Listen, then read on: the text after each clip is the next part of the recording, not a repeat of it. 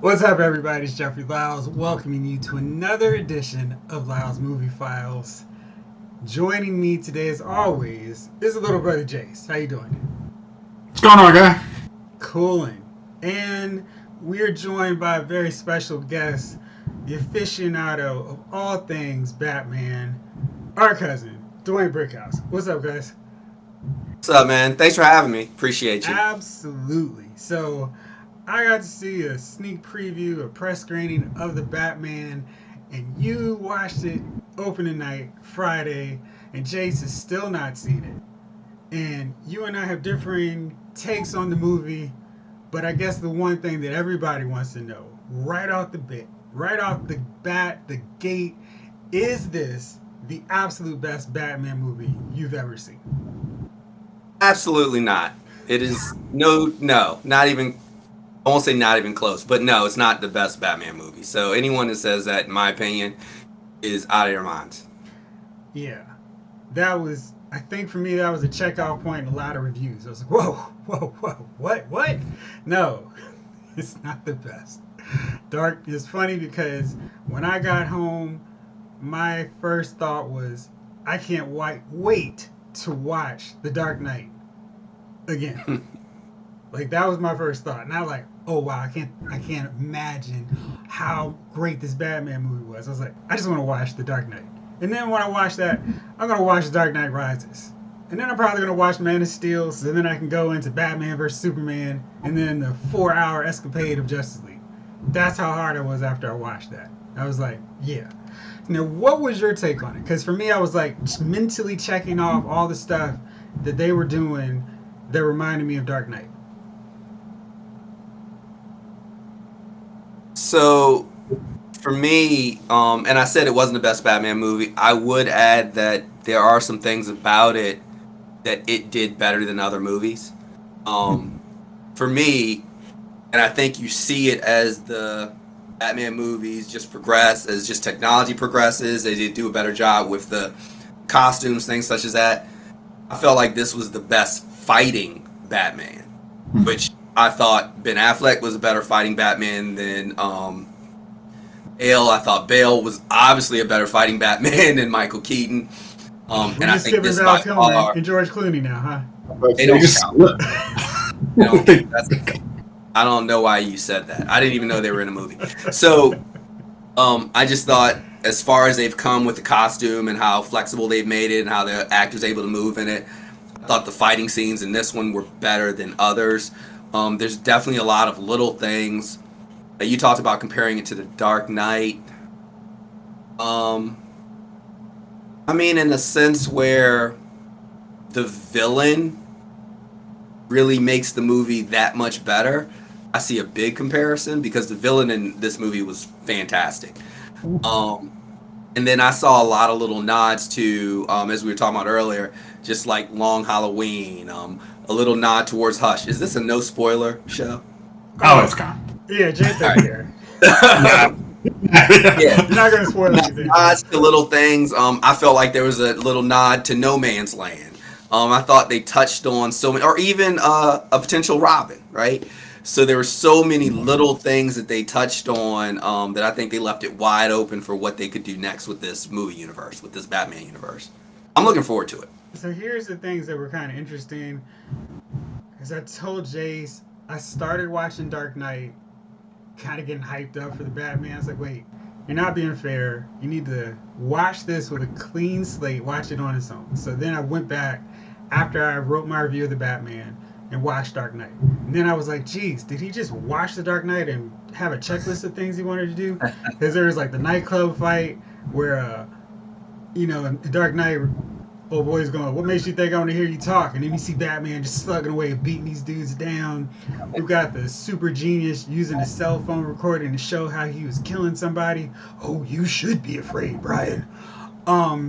He's got people trying to evacuate the town. He's got his henchmen dressed up in his garb, going around town, terrorizing people.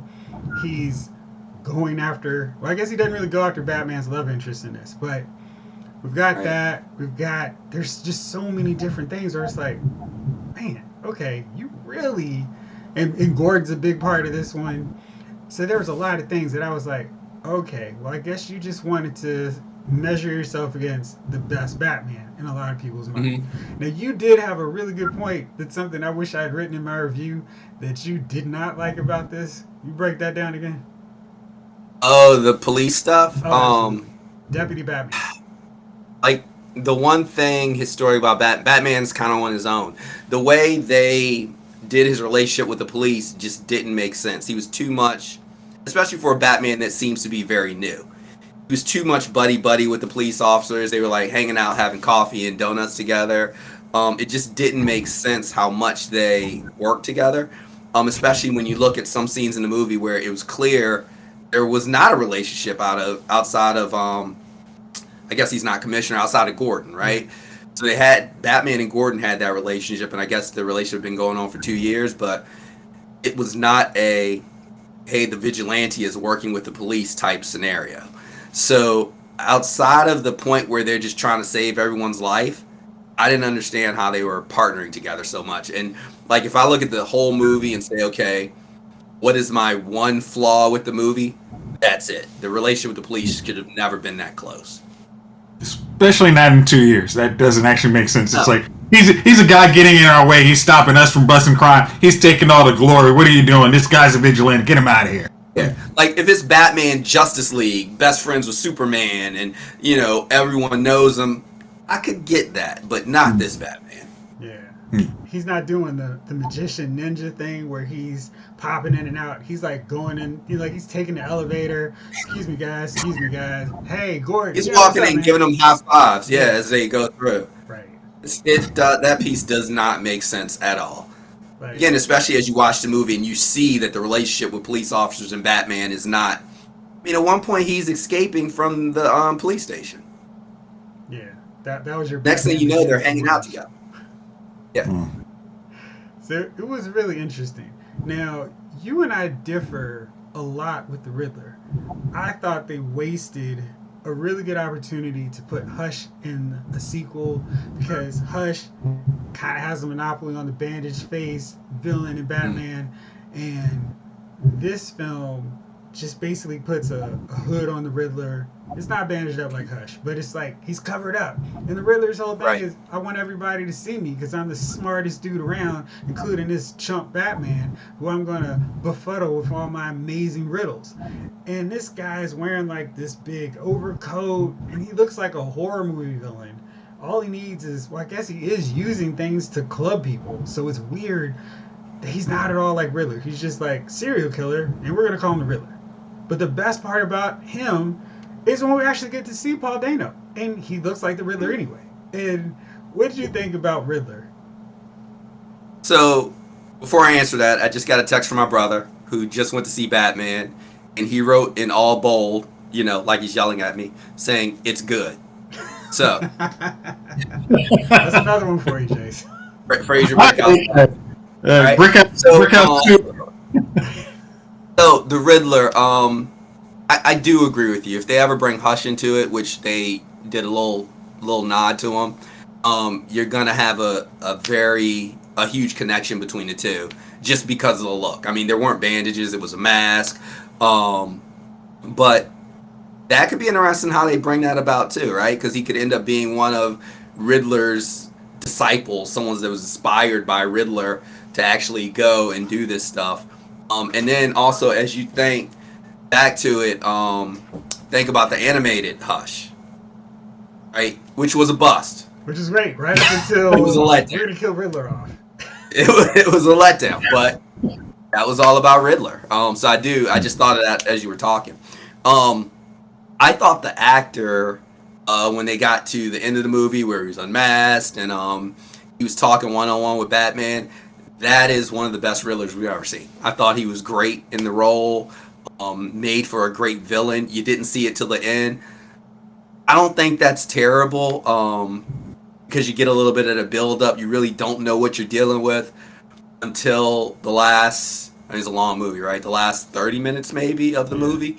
And you really get to see him be the Riddler. Like, that, to me, was really awesome. Could we have had more of it?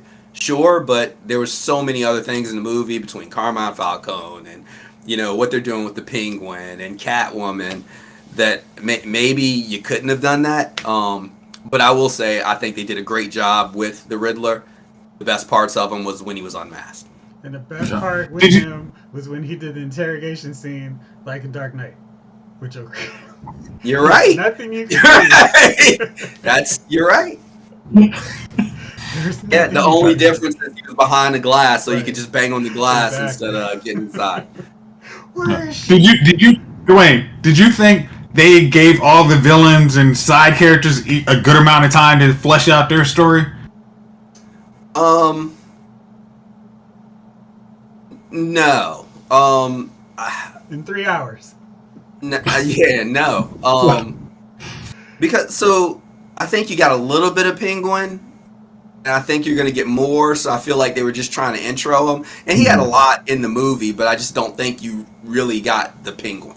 Carmine Falcone, I think you got a decent amount there. I just think there could have been more with him.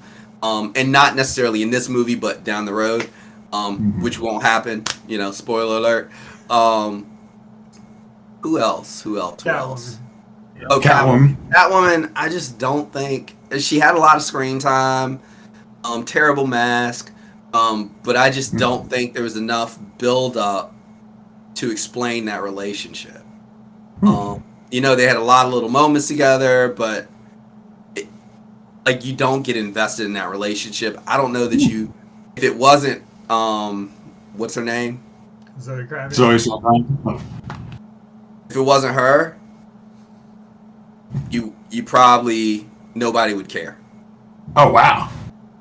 To me, in my opinion. The problem is this movie relies on you knowing a lot about Batman going in and caring about things from Batman. So, oh yeah, Catwoman and Batman were in Batman Returns together. Yeah, okay.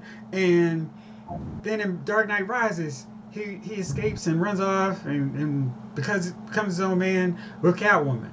This movie's like, yeah, remember all that? That's that. So don't care about us not spending any time showing why they're developing these feelings for each other. Just accept the fact that Batman and Catwoman go together and you'll be fine. And Alfred, you don't care about Alfred from this movie, but you have been trained historically over the years to care about Alfred and the father figure, the surrogate father for Bruce.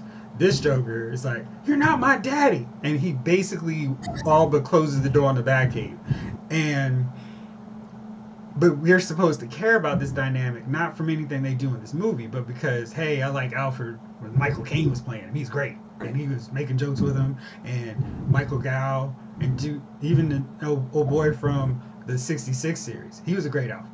And this one is just like Andy Serkis is playing Alfred. And we're supposed to care because he's Alfred.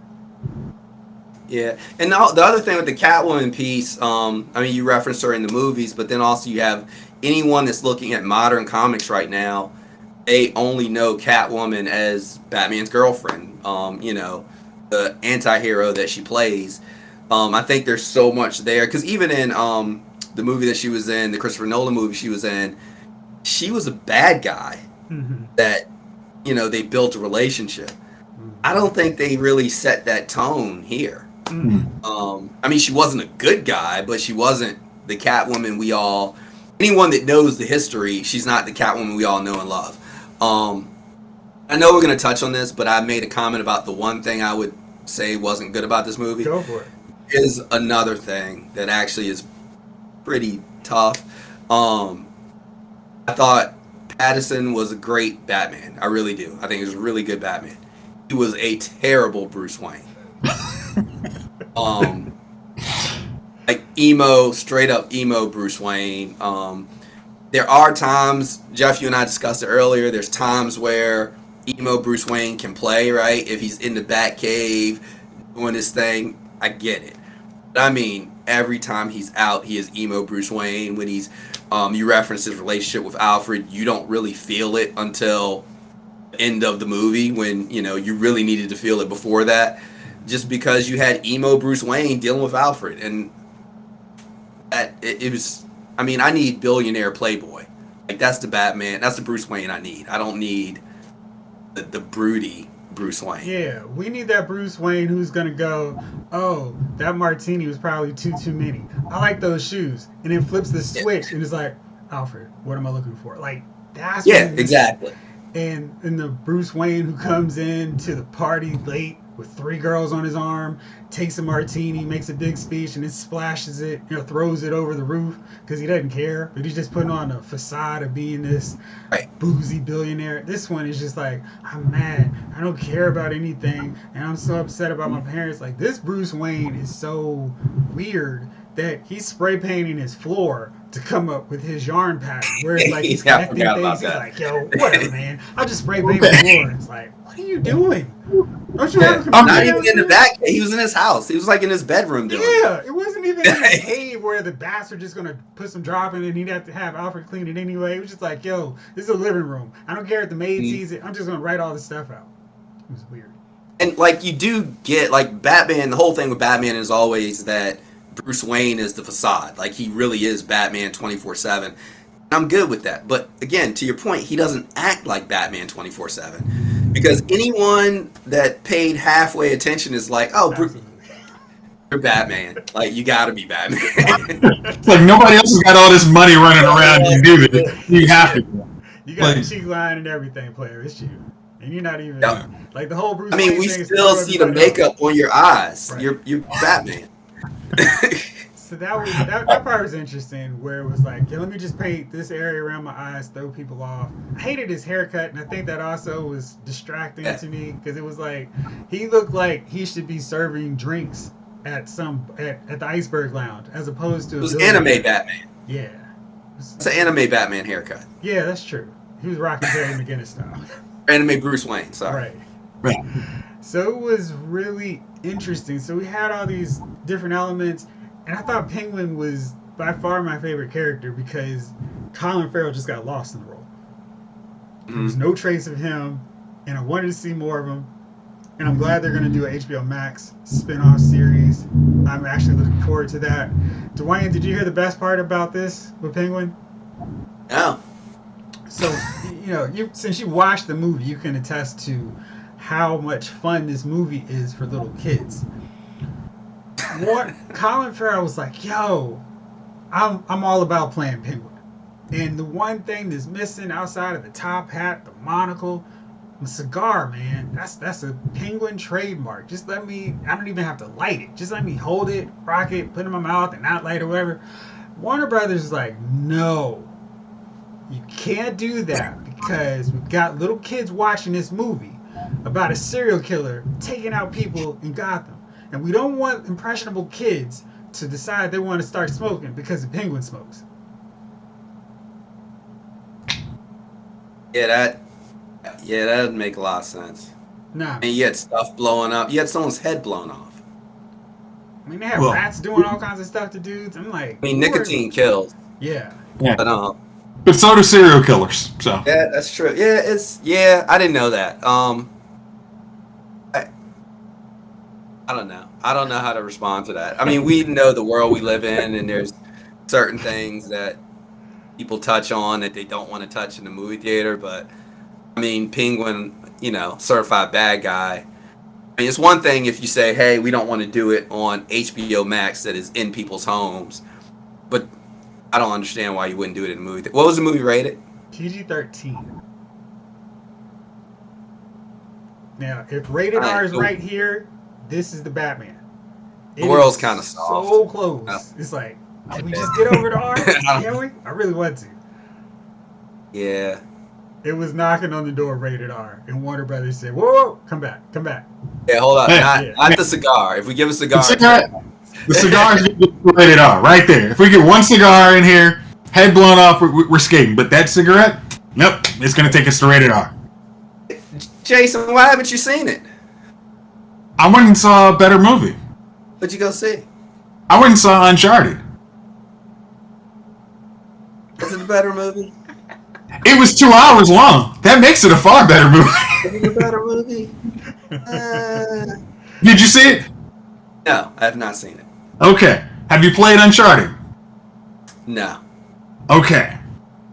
Well, this movie, like, yeah, it was a fun. To me, it's like how you guys say, that it's a dark Batman. It's it's got its mystery, but this was Uncharted was like to me a fun movie, some action, made for some sequels.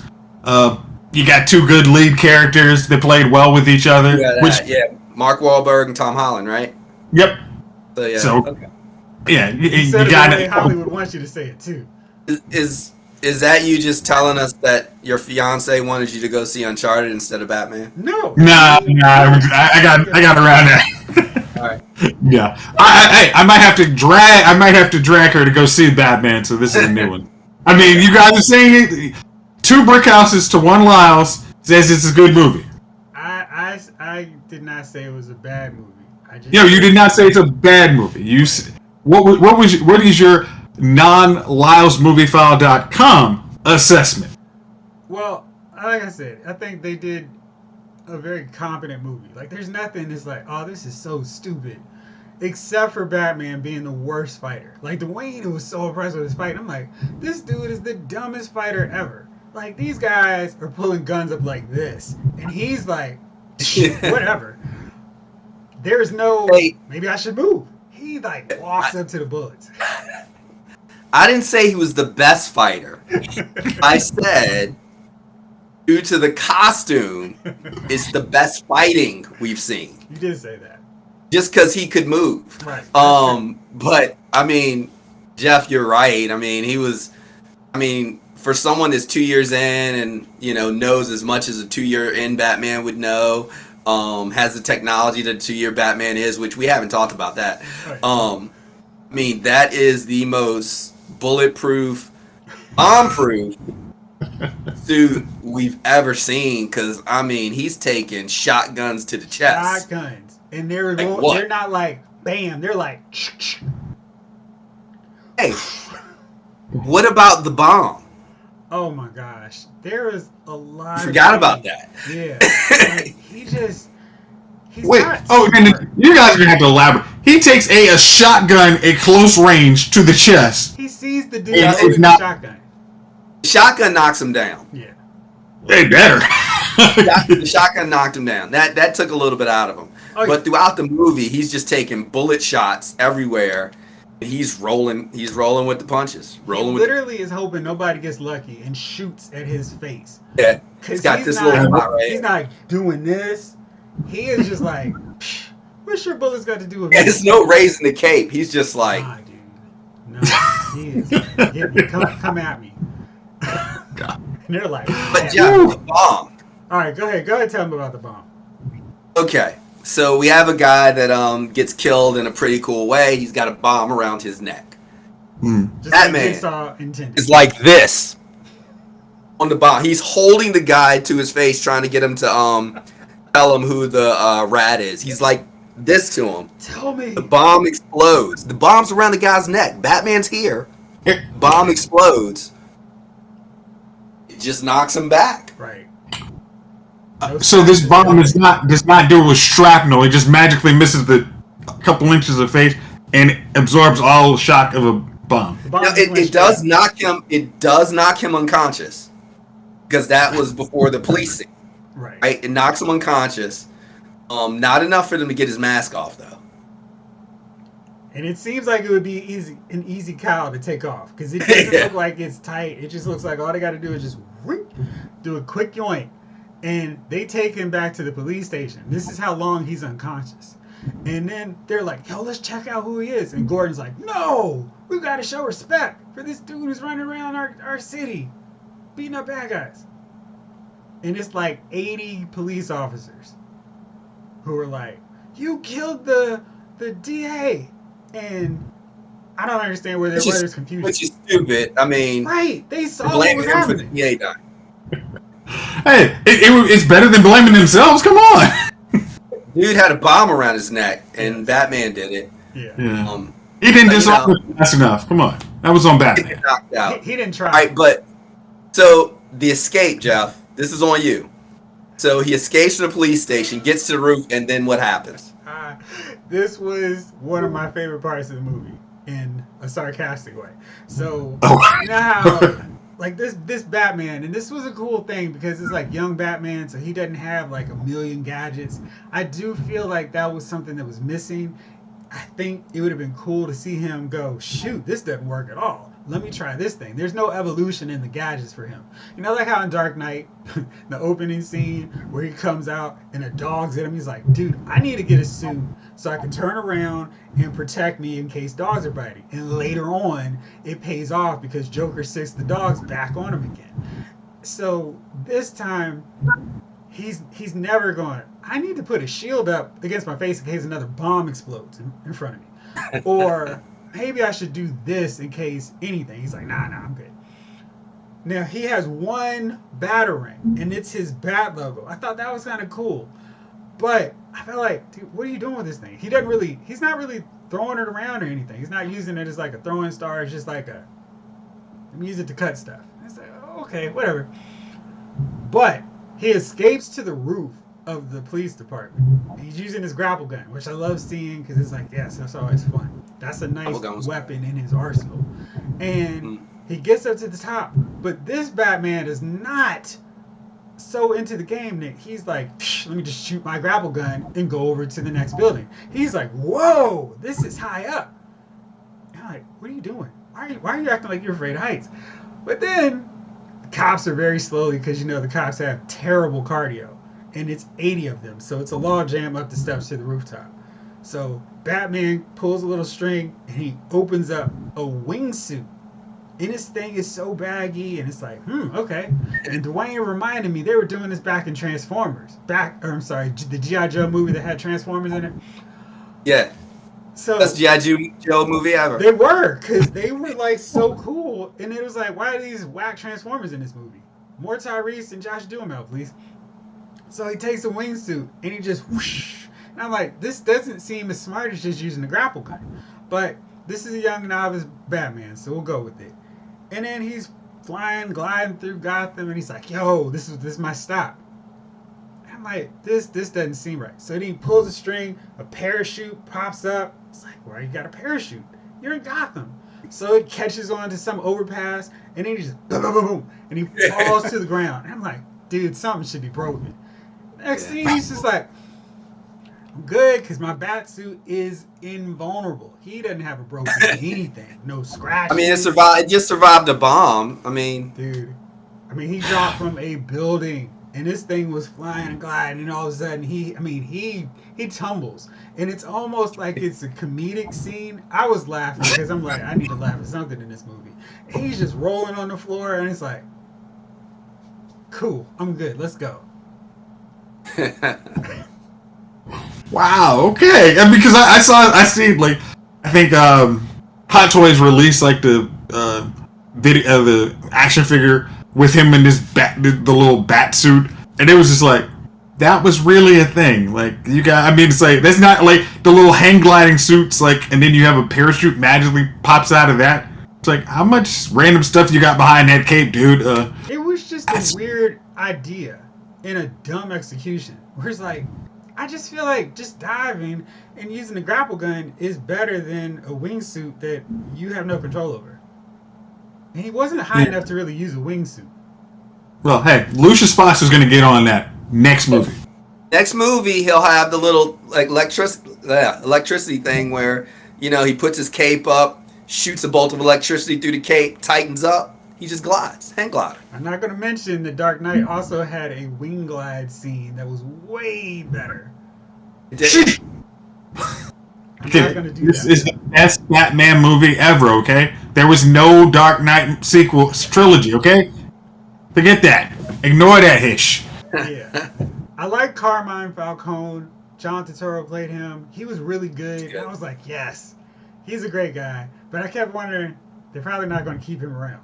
And I feel like that was a bad call because I really want, we've talked about this before, them to just say, forget setting up all these bad guys. Let's just do an adaptation of Long Halloween.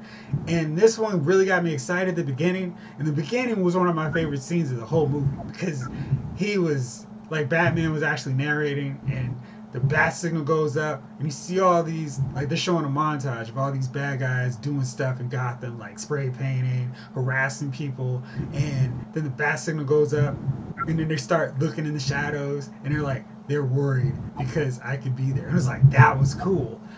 And it starts off on Halloween, and it's like, yeah, if they kill somebody on Halloween, I don't care what you call this movie if it's a long Halloween. But that was literally the biggest long Halloween tie-in. And I was like, you set me up, because I really wanted to see that. Did you like that opening scene? Because we had Tim Drake Robin show up as a half Joker clown, and it was like, what's he doing here? Is he going to be Robin? Yeah, I like the opening scene. I agree with you. It definitely gave me the long Halloween vibe. I did, as you look around at different things that was going on, because you're right, there was a lot of little crimes happening, some graffiti going, a guy getting beat up, the bat signals up in the air. Now, why he shows up at the scene in the subway, that's kind of weird. But of all the things going on, he shows up in the subway. As the bat signals up in the sky. I thought that was a little off. But hey, you got your first good, your first Batman fight scene. Yes, it was a good fight. And you got, I'm looking at this guy. I was like, I wonder why they're showing his face. He looks like he could be Robin. And sure enough, it's because he's Tim Drake in Titans. That's why he looks so Robinish to me, because I've seen it before. But I did like it. And as you said earlier, as I've said, there's so many little nods to other things, because you have this long Halloween nod, and then just a couple other things throughout the movie that do have little ties to long Halloween. I'm just excited. Honestly, I'm excited for what they could do next. And it's funny because I feel the same way. I felt like Batman Begins was a really good origin story. And the tease with Joker was like, oh, okay. Y'all didn't rush to throw Joker in this first film. You did some different main tier villains with Ra's and Scarecrow. And now you're going to come through with Joker. Awesome. And I'm not so much like, I can't wait to see him fight Joker again. But I thought that hopefully this next movie will show him learn from all this stuff he didn't do right in this one. Like, I need to have more gadgets, because I think that was a definite thing that he needed. I need my Batmobile to do XYZ. I need to ditch that whole wingsuit, because that's not going to work for me anymore. Like, there's so many things. And I felt like I need more string in my grappling hook. Yeah, like stuff like that. And I need to be a nicer person than Alfred. And I need to clean up my living room floor. Like, stuff like that had me... And a haircut. Absolutely. And I need some girls. I need to be a billionaire. Yeah, because that's the thing that was really missing with this Alfred dynamic. I was watching the cartoon of the Batman, and even in that, he's harassing him. He's like, people are going to get suspicious if Bruce Wayne never is around and doing stuff. We need to have an alibi, so you need to go out to this basketball game with these girls. You need to just be visible so people see you and stop going, hey, that nutty, reclusive billionaire, maybe he's the Batman. And we needed more of that father-son dynamic, as opposed to, I pay you, right? Because that's kind of how he treats him in this. It's not good. And Michael Caine was talking says you're not a Wayne. Yeah. Right. He was like, Alfred was probably needing to go talk to somebody after the way Bruce was treating him. It was bad. Yeah.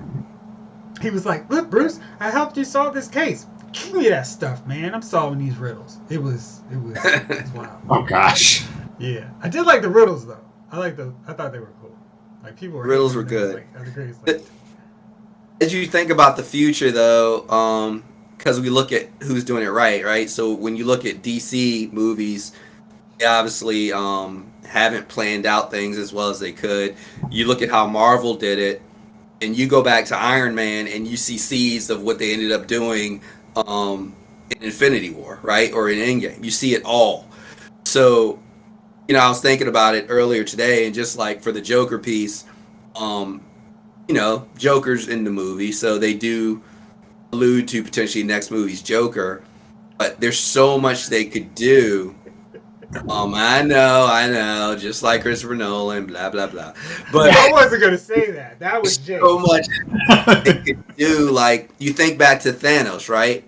So when did Thanos first show up in like the first Avengers movie, right? Yes. He really didn't show up until Infinity. So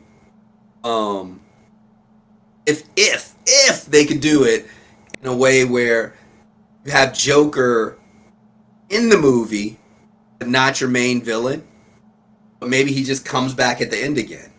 Then maybe movie 3 or movie 4, if they can plan it out that way, that's when kind of everyone gets together and maybe Joker orchestrated the whole thing.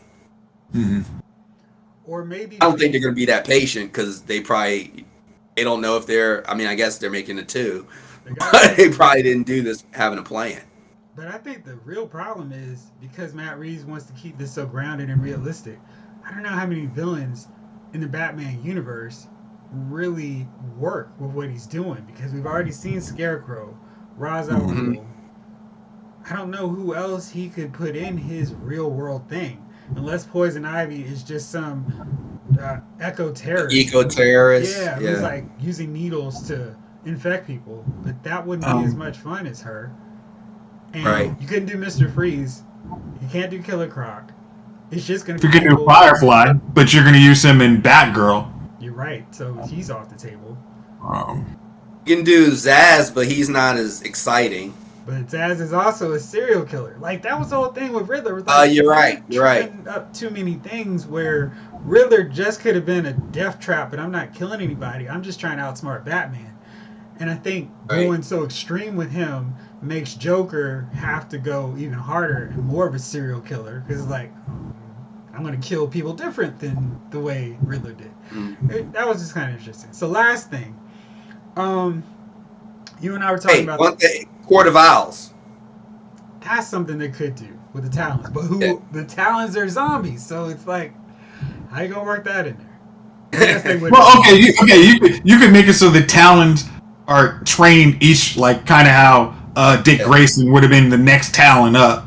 So you always have the Court of Owls training. Awesome. Yes. Yeah. You lead me to my very final question then. Batman doesn't need to rely on Gordon, a police officer. I desperately want more fun in these. And I think one way to do it is to bring in one of his sidekicks. Preferably Dick Grayson, just to get the ball rolling so then we can start with everybody else. Duane, you didn't think that was realistic in this climate? I thought it was realistic. I would love to see it. I just think the world that we live in with I don't know what I can say.